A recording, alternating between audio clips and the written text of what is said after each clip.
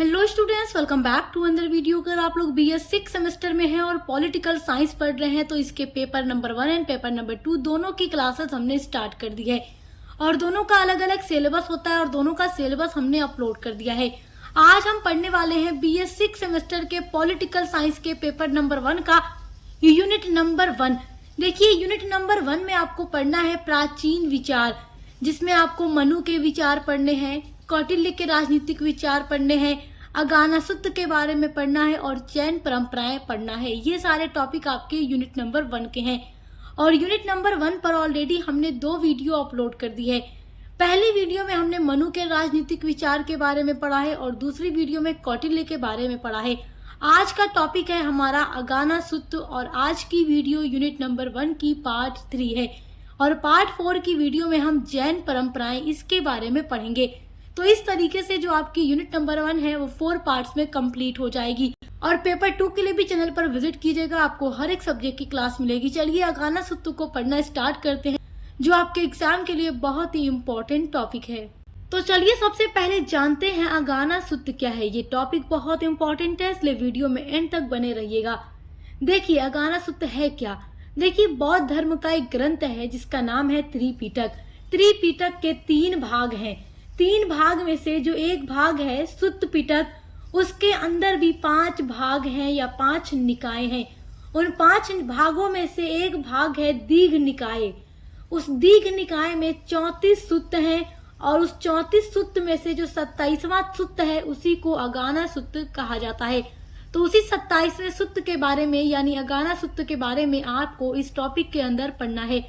तो चलिए इसको पढ़ेंगे अभी डिटेल में, लेकिन थोड़ा सा हम यहाँ पर जानेंगे गौतम बुद्ध के बारे में, क्योंकि इनके बारे में भी एग्जाम में क्वेश्चंस आ जाते हैं, यानी कि MCQ बेस्ड पेपर आएगा तो यहाँ के कुछ इंपॉर्टेंट पॉइंट्स आपके काम आने वाले हैं। तो चलिए सबसे पहले जानते हैं गौतम बुद्ध का जन्म कहाँ हुआ था और कब हुआ था। तो गौतम बुद्ध का जन्म हुआ था लुम्बिनी में 563 ईसा पूर्व में। इनका निर्वाण यानी इन्होंने निर्वाण प्राप्ति की यानी इनकी मृत्यु हुई थी 483 ईसा पूर्व में। इनके पिता यानी गौतम बुद्ध के पिता का नाम था शुद्धोधन और इनकी माता का नाम था महामाया। तो आप लोग इन पॉइंट्स को नोट कर लीजिए नोटबुक में, क्योंकि MCQ वाले बच्चों के लिए वेरी वेरी इंपॉर्टेंट है और जिनका सब्जेक्टिव पेपर होता है तो जब अगानासुत्त के बारे में आपसे क्वेश्चन पूछेगा तो आप पहले इनके बारे में थोड़ा लिख दीजिएगा। चलिए अब जानते हैं बौद्ध धर्म के बारे में, अगानासुत्त के बारे में पढ़ना शुरू करते हैं। चलिए देखिए, बौद्ध धर्म का सबसे महत्वपूर्ण जो ग्रंथ है जिसका नाम त्रिपिटक, मैंने आपको अभी बताया भी है। तो देखिए जो त्रिपिटक है उसमें त्रि का अर्थ होता है 3 और पिटक का अर्थ होता है टोकरी। अर्थात देखिए त्रिपिटक जो है उसके 3 भाग हैं। त्रिपिटक को 3 भागों में विभाजित किया गया है, यानी 3 भागों में विभाजित इसके ग्रंथ हैं, यानी 3 ग्रंथ अलग अलग है और तीनों मिलाकर बनता है त्रिपिटक, जो कि बौद्ध धर्म का सबसे महत्वपूर्ण ग्रंथ है। और जो ये ग्रंथ है त्रिपिटक, इसको पाली भाषा में लिखा गया है। ये जो ग्रंथ है गौतम बुद्ध के उपदेशों पर आधारित है। वैसे तो देखिए बुद्ध ने स्वयं कोई भी ग्रंथ नहीं लिखा है, यानी कि गौतम बुद्ध ने कोई भी ग्रंथ स्वयं नहीं लिखा है, बल्कि उनके जो शिष्य थे उन्होंने ही उनके उपदेशों को संकलित किया है। क्योंकि जो गौतम बुद्ध के शिष्य थे, शिष्य का मतलब जो उनके स्टूडेंट थे जिनको वो उपदेश दिया करते थे, अपने जो भी विचार वो बताया करते थे, दिया करते थे, तो उनके शिष्य उनको सुना करते थे और जो कुछ भी लिखा गया है वो सब कुछ इनके शिष्यों के द्वारा ही इनके विचारों को संकलित किया गया है। गौतम बुद्ध ने स्वयं कोई भी ग्रंथ नहीं लिखा है। देखिए त्रिपिटक के 3 महत्वपूर्ण भाग हैं। आइए अब त्रिपिटक के तीनों भागों के बारे में जानते हैं कि त्रिपिटक के 3 भाग कौन कौन से हैं। त्रिपिटक तो आप समझ गए कि बौद्ध ग्रंथ का सबसे महत्वपूर्ण ग्रंथ है। अब त्रिपिटक के 3 भाग हैं। पहला भाग है विनय पिटक, दूसरा भाग है सुत्त पिटक और तीसरा भाग है अभिधम्म पिटक। देखिए जो विनय पिटक है, देखिए ये जो है आचरण और अनुशासन का ग्रंथ है। देखिए जो तीनों अलग अलग त्रिपिटक के भाग हैं, ये तीनों अलग अलग ग्रंथ हैं और फिर तीनों मिलाकर त्रिपिटक बनते हैं। तो विनय पिटक में आचरण और अनुशासन के बारे में बताया गया है, तो ये आचरण और अनुशासन का ग्रंथ है। देखिए जो सुत्त पिटक है इसमें बुद्ध के उपदेशों का वर्णन है। गौतम बुद्ध ने जो उपदेश दिए हैं सुत्त पिटक में उनका वर्णन है। इसमें देखिए 4 आर्य सत्य अष्टांगिक मार्ग आदि की शिक्षा इसी में मिलती है। यानी कि जो 4 यूनिवर्सल ट्रुथ हैं उनके बारे में भी जो बताया है गौतम बुद्ध ने, उसका वर्णन भी सुत्त पिटक में मिलेगा। और अष्टांगिक मार्ग के बारे में भी जो शिक्षा मिलती है वो सुत्त पिटक में ही मिलती है। इसमें कई छोटे बड़े उपदेश और कथाएं भी आपको मिलेंगी। और देखिए तीसरा भाग है अभिधम्म पिटक। ये जो है दर्शन और विचारों का भाग है। इसमें बौद्ध दर्शन की गहरी व्याख्या की गई है। इसमें मन, चेतना और तत्वों का विश्लेषण है। ये भाग थोड़ा कठिन है लेकिन दार्शनिक है। ये दर्शन और विचारों का भाग है। अब देखिए इन तीनों के बारे में आपने जान लिया कि जो विनय पिटक है, सुत्त पिटक है और अभिधम्म जो पिटक है, ये अलग अलग 3 ग्रंथ हैं और इनमें किन किन चीजों का वर्णन है वो भी आप जान गए। और तीनों मिलाकर क्या बनते हैं? त्रिपिटक। अब ये जो सुत्त पिटक है इसमें देखिए 5 निकाय हैं या 5 भाग हैं।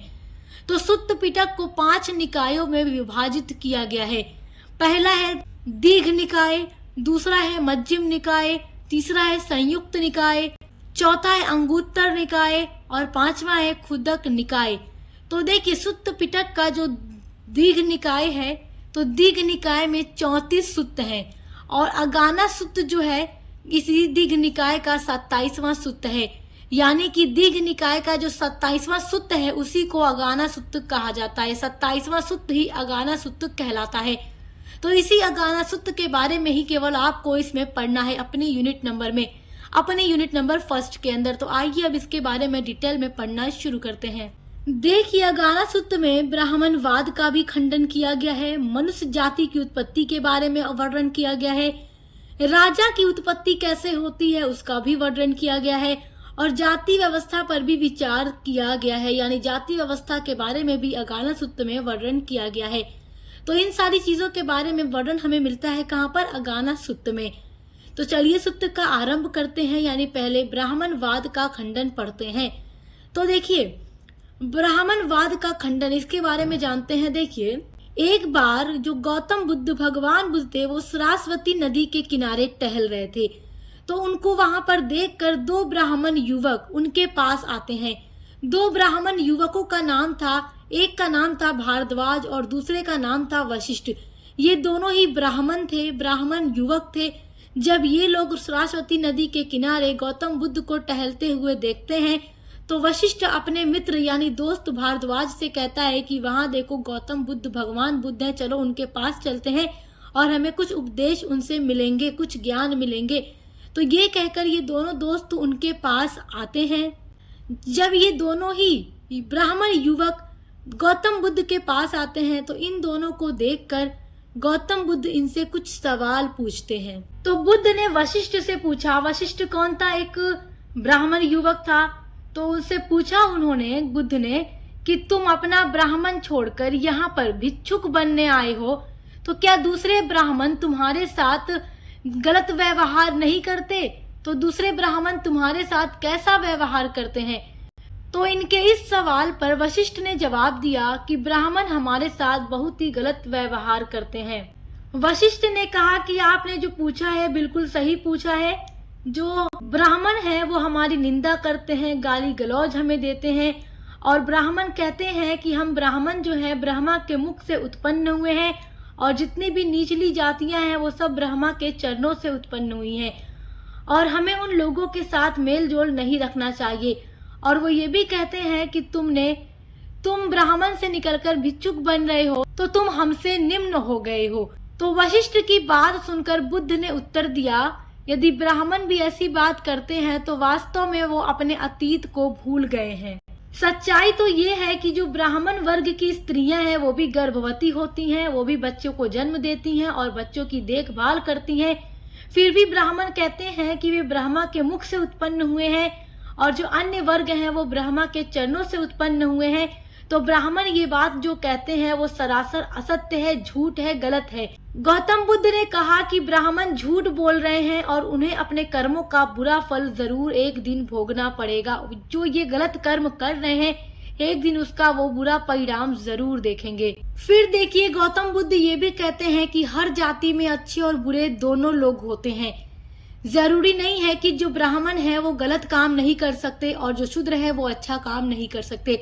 चाहे ब्राह्मण हो, क्षत्रिय हो, वैश्य हो या शूद्र हो, हर जाति में अच्छे लोग भी देखने को मिलते हैं, जो अच्छे होते हैं, ईमानदार होते हैं, सत्य बोलते हैं, और हर जाति में बुरे लोग भी होते हैं जो गलत काम करते हैं। जरूरी नहीं है कि जो ब्राह्मण है वो कभी गलत कर्म कर ही नहीं सकता। ब्राह्मण भी गलत कर्म कर सकता है और शूद्र भी अच्छा काम कर सकता है। कोई भी व्यक्ति जन्म से महान नहीं होता। गौतम बुद्ध ये भी कहते हैं कि जब भी कोई व्यक्ति जन्म लेता है तो वो जन्म से ही महान नहीं होता। जो व्यक्ति ज्ञान प्राप्त करता है वही श्रेष्ठ बनता है और वही सच्चा महान होता है। देखिए, बुद्धिमान लोग जानते हैं कि संसार में जो कोई भी धर्म पर विश्वास रखता है वह ये कह सकता है कि मैं धर्म से ही जन्मा हूँ, धर्म के द्वारा ही सृजित हूँ और मैं धर्म का ही उत्तराधिकारी हूँ, चाहे फिर वह किसी भी जाति में जन्मा क्यों न हो। आइए अब आपका अगला टॉपिक पढ़ते हैं बौद्ध धर्म में राज्य की उत्पत्ति के बारे में, कि बौद्ध धर्म में कैसे बताया गया है कि राज्य की जो उत्पत्ति हुई है वो किस तरीके से हुई है। तो देखिए, ये बहुत ही इम्पोर्टेंट टॉपिक है एग्जाम के लिए। एग्जाम में ये क्वेश्चन पूछता भी है। तो देखिए, राज्य की उत्पत्ति में समझौतेवादी सिद्धांत को यहाँ पर अपनाया गया है। बौद्ध धर्म में राज्य की उत्पत्ति को लेकर के कौन सा सिद्धांत अपनाया गया है? समझौतेवादी सिद्धांत को अपनाया गया है। देखिए, बुद्धवादी परंपरा के अनुसार पहले धरती जो थी स्वर्ण युग थी। धरती क्या थी? स्वर्ण युग था, जिसमें लोगों में सामंजस्य और प्रसन्नता थी। लोग अच्छे से खुशी से रहते थे और व्यक्ति का जो जीवन था सदूरी और खुशहाल था और इंसान खुशी से अपनी जिंदगी गुजार रहा था। लेकिन फिर क्या होता है, कालांतर में क्या होता है, लोग धीरे धीरे लालची हो गए, स्वार्थी हो गए और अन्य बुराइयां धरती पर उत्पन्न हो गई। और जो आदर्श राज्य था जिसमें केवल खुशहाली थी, सामंजस्य था, तो वो आदर्श राज्य समाप्त हो जाता है और धरती पर बुराइयां उत्पन्न हो जाती हैं। तो देखिए, आदर्श राज्य समाप्त हो गया और परिणाम स्वरूप क्या होता है, लोगों ने आपसी समझौते के माध्यम से यानी कि महासम्मत चुनाव के द्वारा लोगों ने एक राजा का चयन किया, जिससे अव्यवस्था उत्पन्न करने वाले व्यक्तियों को दंडित किया जा सके। तो देखो किस तरीके से राज्य की उत्पत्ति हुई, कैसे राजा का चयन हुआ। जब अहंकार फैलने लगा, बुराइयां फैलने लगी, तब लोगों ने आपसी समझौता किया और राजा का चयन किया, ताकि क्या हो सके, अव्यवस्था को समाप्त किया जा सके और जो व्यक्ति अव्यवस्था उत्पन्न कर रहा है उसको दंडित यानी सजा दी जा सके। अतः क्या होता है, व्यक्तियों ने अपनी फसल का कुछ भाग राजा को देने का भी फैसला कर लिया। आइए पढ़ते हैं अगाना सूत्र के मूल विचार क्या है। ये बहुत ही इम्पोर्टेंट टॉपिक है, अगाना सूत्र के मूल विचार। देखिए, 4 आर्य सत्य बौद्ध धर्म की सबसे मुख्य शिक्षा है। 4 आर्य सत्य का मतलब क्या होता है कि जो यूनिवर्सल ट्रुथ है वही बौद्ध धर्म की मुख्य शिक्षा है। ये जीवन में दुख और उसके समाधान के बारे में सच्चाई बताते हैं। जो बौद्ध धर्म में 4 आर्य सत्य के बारे में बताया गया है वो जीवन में दुख के बारे में बताते हैं और उसके समाधान के बारे में सच्चाई बताते हैं। तो देखिए, बौद्ध धर्म में ये बताया गया है कि जो संसार है उसमें दुख है। देखो, इस संसार में ऐसा नहीं है कि हर व्यक्ति केवल खुश रहता है, उसके जीवन में कभी दुख नहीं आता। हर इंसान के जीवन में दुख भी आता है। तो संसार में दुख है। और दूसरा 4 आर्य सत्य में जो दूसरा है यूनिवर्सल ट्रुथ, जो एकदम सत्य है, दुख का कारण है। देखो, हर इंसान के जीवन में दुख आता है और दुख के पीछे, तकलीफ के पीछे कोई ना कोई कारण अवश्य होता है। तो दुख का कारण भी है संसार में। तीसरा देखिए क्या है, दुख का निवारण संभव है, दुख का निवारण भी किया जा सकता है। और चौथा है, दुख के निवारण का मार्ग भी है। तो इस तरीके से बुद्ध ने ये सिखाया है कि जीवन में दुख भी है और उसका कारण हमारी इच्छाएं हैं। जो इंसान हद से ज्यादा इच्छाएं करने लगता है तो उसके जीवन में दुख आ जाता है। तो उसे अपनी इच्छाओं को खत्म कर देना चाहिए, उसे खत्म किया जा सकता है। दुख का निवारण भी संभव है और उसके लिए अष्टांग मार्ग को अपनाया जा सकता है। तो बुद्ध के द्वारा यही शिक्षा दी गई है बौद्ध धर्म में। तो देखिए, बुद्ध ने ये बात बताई है कि संसार में दुख है और दुख का कारण है और दुख का निवारण भी संभव है और दुख के निवारण का मार्ग भी है, जिसके लिए अष्टांग मार्ग को अपनाना चाहिए। तो आइए उस अष्टांग मार्ग के बारे में पढ़ते हैं, जिसे बुद्ध ने दुख से मुक्ति पाने के लिए बताया है कि व्यक्ति अपने जीवन में दुख से मुक्ति पाने के लिए, दुख से आजादी पाने के लिए कौन सा मार्ग उसको अपनाना चाहिए। तो वो मार्ग है अष्टांग मार्ग। इसमें 8 सही बातें शामिल हैं। सही यानी सम्यक, 8 सम्यक इसमें शामिल हैं। यही जीवन को सही दिशा देता है। तो आइए अब उन 8 बातों के बारे में जानते हैं। देखिए, सबसे पहली बात है सम्यक दृष्टि, यानी कि सही समझ रखना। सम्यक का मतलब होता है सही। तो देखिए जो 8 बातें बुद्ध के द्वारा बताई गई है, सब में सम्यक लगा हुआ है, यानी कि सही। तो पहला है सम्यक दृष्टि, यानी कि सही समझ रखना। जीवन के 4 आर्य सत्यों को समझना और यह जानना कि कर्मों का फल मिलता है, यानी जो जैसा कर्म करेगा उसे वैसा ही फल मिलेगा। दूसरी बात है सम्यक संकल्प, यानी कि अच्छे विचार रखना, दूसरों के प्रति दया रखना, प्रेम दिखाना और अहिंसा की भावना को रखना, यानी दूसरों के प्रति अच्छा व्यवहार रखना चाहिए, अच्छा इंटेंशन रखना चाहिए, अच्छा विचार रखना चाहिए। तीसरी बात बुद्ध ने बताई है सम्यक वाणी, यानी कि सच बोलना या मीठा बोलना, चुगली न करना, झूठ न बोलना और कठोर बातें न बोलना, बुरी बातों से बचना। किसी के सामने कठोर बातें बोल दी जाए जिससे उस व्यक्ति को कष्ट पहुंचे, तकलीफ पहुंचे, किसी की चुगली करे, झूठ बोले, तो ये सब कुछ नहीं करना चाहिए, तो जीवन में दुख नहीं आएगा। हमेशा मीठा बोलो, सच बोलो, अच्छा बोलो। चौथी बात है सम्यक कर्म, यानी कि अच्छे काम करना। हिंसा, चोरी और गलत आचरण से दूर रहना चाहिए और हमेशा अच्छे कामों को करना चाहिए, जिससे जीवन में दुख से मुक्ति पाई जा सकती है। पांचवी बात है सम्यक आजीविका, यानी कि ईमानदारी से जीवन यापन करना। ऐसा काम न करना जिससे किसी को हानि पहुंचे, किसी को तकलीफ पहुंचे। किसी को तकलीफ पहुंचाकर जीवन गुजारे तो जीवन में दुख ही होगा, और यदि ईमानदारी के साथ अपना जीवन यापन किया जाए, किसी को तकलीफ न पहुंचाई जाए, तो जीवन में दुख नहीं होगा।